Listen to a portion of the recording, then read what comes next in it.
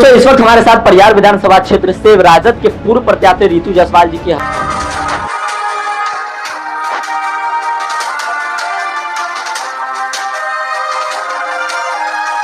Husband जी है अरुण कुमार, पूर्व commissioner और सिवाहिनी पंचायत के वर्तमान में मुखिया। चंद मुद्दों पर बात होगी। तमाम लोग वीडियो में बने रहिए, वीडियो को ज्यादा से ज्यादा शेयर कर दीजिएगा, वीडियो को लाइक कर दीजिए और अपनी प्रतिक्रिया कमेंट बॉक्स में जरूर देकर जाइएगा। कैसे है सर? बिल्कुल ठीक ठाक है। बहुत बहुत नमस्कार आप सभी दर्शकों का और आपको भी। बड़ी खुशी हुई, आपका जो चेहरा है पूरे बिहार के अंदर चर्चा का विषय बना हुआ और आप एक ऐसे इकलौते बिहार के ऐसे शिक्षक हैं जो गंगा घाट किनारे जो है हजारों लाखों बच्चों को पढ़ाया करते थे। क्या आप कुछ कहना चाहेंगे उन जर्नी के बारे में? देखिए, अरुण सर गंगा घाट एक चर्चित नाम है और अरुण सर मैं ही हूँ और इसके ऊपर में काफ़ी सारे कवरेज भी आ चुके हैं। रवीश कुमार जी ने भी इस पर कवरेज किया है, बीबीसी ने भी किया है, इंडिया टुडे में आया है, इंडियन एक्सप्रेस में आया है और हमें लगता है ऋचा अनिरुद्ध ने इस पर डॉक्यूमेंट्री बनाया, तो इंडियन एक्सप्रेस वगैरह सब जगह आया और काफ़ी शोहरत मिली। तो मैं इसके लिए आप तमाम दर्शकों का, जितने भी हमारे नाजरीन हैं, उन सबों का बहुत बहुत शुक्रिया करता हूं कि आप लोगों का प्यार और मोहब्बत मेरे साथ रहा। और ये जो एक मुकाम और पहल था गंगा घाट, वो गंगा घाट पे बैठ के मैं जब पढ़ाता था और अभी हाल तक पढ़ाता था, तो वो तो बिल्कुल मुफ्त था और उसमें काफ़ी बच्चे बीपीएससी निकाले। 67, 68, 69, 70 बीपीएससी तक बच्चे निकाले। यूपीएससी का 2 अटेम्प्ट भी लोग निकाले। और लेकिन उसके बाद कुछ ऐसी व्यस्तता हो गई कि मैं ऑनलाइन पे पूरा हो गया। अरुण सर गंगा घाट अभी एक ऐप है, जिस ऐप में 100 रुपया दे के लोग ज्वाइन कर सकते हैं। मात्र 100 रुपये में? सर जहाँ तक हम बाकी कोचिंग इंस्टीट्यूट और बड़ी बड़ी संस्था की बात करें तो लोग हजारों लाखों रुपए लेकर के भी अच्छी सुविधा प्रोवाइड नहीं करा पाते हैं। यूपीएससी बीपीएससी में लोगों को सफल नहीं बना पाते बच्चों को, मात्र 100 रुपये में। सर हाँ, ये एक पहल है। 100 रुपये कैसे दिन का है कि महीने का? एक महीने का है। एक महीने का मात्र 100 रुपये। सर ये बिहार है और खास करके आप अभी परिहार में बैठे हुए हैं, यहाँ 100 रुपये महीने में 10वीं के बच्चों को भी शिक्षक नहीं पढ़ाते हैं। नहीं, ऐसी कोई बात नहीं है। 100 रुपये तो इसलिए है ताकि बच्चों को भी लगे कि हम कहीं कुछ गुरु दक्षिणा दे रहे हैं। अच्छा। और दूसरी बात यह है कि उनको लगे कि हाँ, जब हमने पैसा दिया तो हमें पढ़ना भी चाहिए। और लेकिन हाँ, जब टेस्ट सीरीज होता है, जो टेस्ट है, काफ़ी हम टेस्ट लेते हैं बीच में, तो टेस्ट सीरीज के टाइम में उन पर एक ताकीद रहती है कि आप आएँ। कम से कम महीना में 3 टेस्ट होता है, तो 3 टेस्ट को आप दें। और अभी जो मेरा गंगा घाट का जो सफ़र है वो मैं अभी आगे अपने क्षेत्र, अपने ग्रामीण क्षेत्र में शुरू करना चाहता हूँ।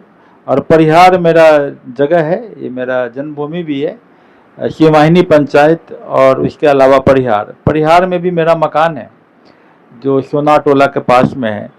तो वहाँ अभी मकान बना रहे हैं। मैं कोशिश कर रहा हूँ कि वहाँ पर जो है बच्चों को, अगल बगल के बच्चे, उनको पटना या दिल्ली कहीं जाने की ज़रूरत ना हो, यहाँ आके मुझसे वो करियर का पूरा गाइडेंस ले सकते हैं। सर आप पेशे से हमेशा शिक्षक हैं और एक ऐसे सफल शिक्षक रह चुके हैं जो आपने यूपीएससी निकाले, इसके बाद फॉर्मल कमिश्नर रह चुके हैं और एक ऐसे टीचर है जो भली भांति आपको एक्सपीरियंस है, अनुभवी लोगों में से एक है। क्या लगता है यहाँ के बच्चों को पढ़ने के लिए भविष्य में आप कुछ ऐसी संस्थाएं बनाएंगे जिसमें सबसे सस्ती ऑफलाइन हो या फिर ऑनलाइन, तो आप क्लासेस करा ही रहे हैं, ऑफलाइन के लिए क्या कुछ व्यवस्था करने वाले हैं?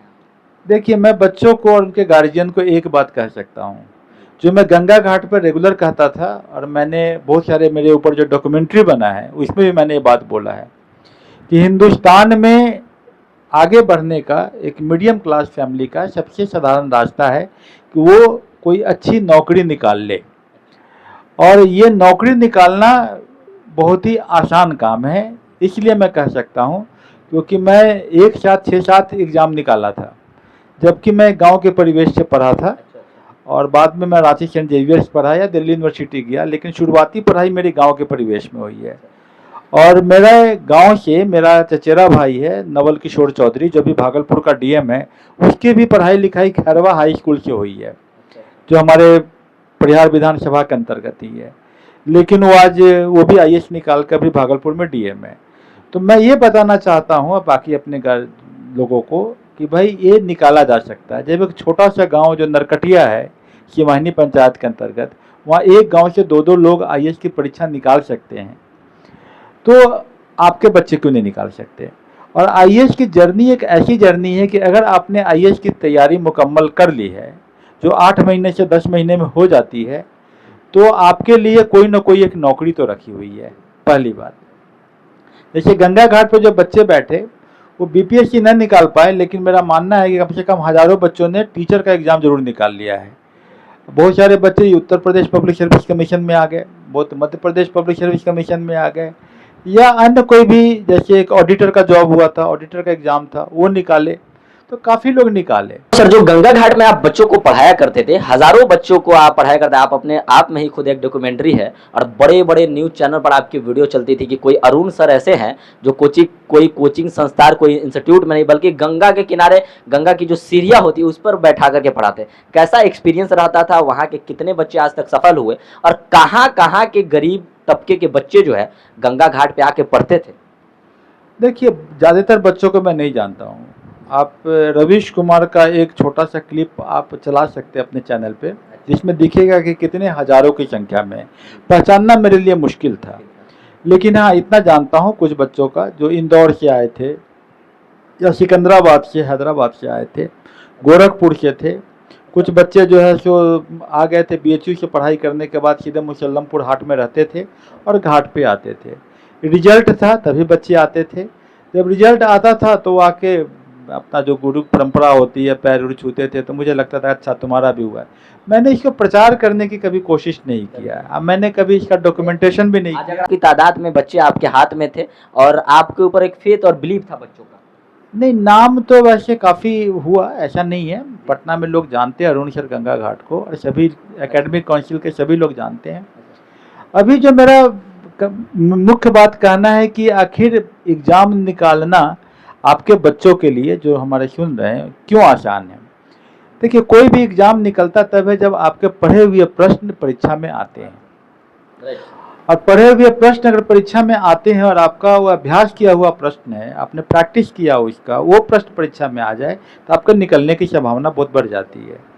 जैसे कि हमने ही जो एग्ज़ाम निकाला, या मेरे भाई ने निकाला, या मेरे जान पहचान के लोगों ने निकाला है, मैंने ये पाया कि कुछ बच्चे जो कि थोड़ा कम पढ़े थे लेकिन उनके परीक्षा में प्रश्न पकड़े गए तो उनका रैंकिंग ऊपर आ गया। अब कुछ के बेचारों के नहीं पकड़े गए जबकि तेज थे और उनका रैंकिंग नीचे आया, उनका सिलेक्शन नहीं हुआ। तो मैं ये कोशिश करता हूँ रेगुलर रिसर्च करके, या मेरी टीम, कि हम ऐसे प्रश्न पत्रों को बनाएं कि उस खास परीक्षा में वो बच्चा इतने प्रश्न कर ले ताकि वो उसमें निकल जाए। और हमने देखा है कि अगर हम शॉर्ट टेस्ट लेते हैं तो यूपीएससी की परीक्षा जो पीटी परीक्षा है उसमें 70 प्रश्न तक उसमें पकड़े गए हैं, आज तक हो गया है, तो बच्चे निकल गए हैं।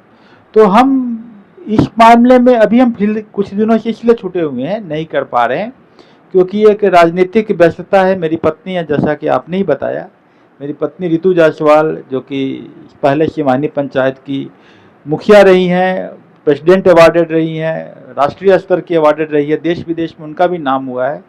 बाद में उन्होंने परिहार विधानसभा से चुनाव लड़ा, 1569 वोटों से शिकस्त हुई। शिवहर से चुनाव लड़ा, वहाँ भी थोड़ी शिकस्त हुई। तो मेरी एक पारिवारिक प्रतिबद्धता भी है कि मैं उनके साथ खड़ा हूँ और उनके लिए मैं कुछ ऐसे काम करूँ। और बाद में मेरी अपना एक विज़न भी है। मेरा विज़न यह है कि ये जब एक, चूँकि वो काम करके दिखाई हैं, शिवानी पंचायत को उन्होंने एक मॉडल की तरह प्रस्तुत किया है। आज जबकि पूरे विधानसभा में हर पंचायत में पानी की समस्या है, शिवानी पंचायत में समस्या उतनी गहरी नहीं है।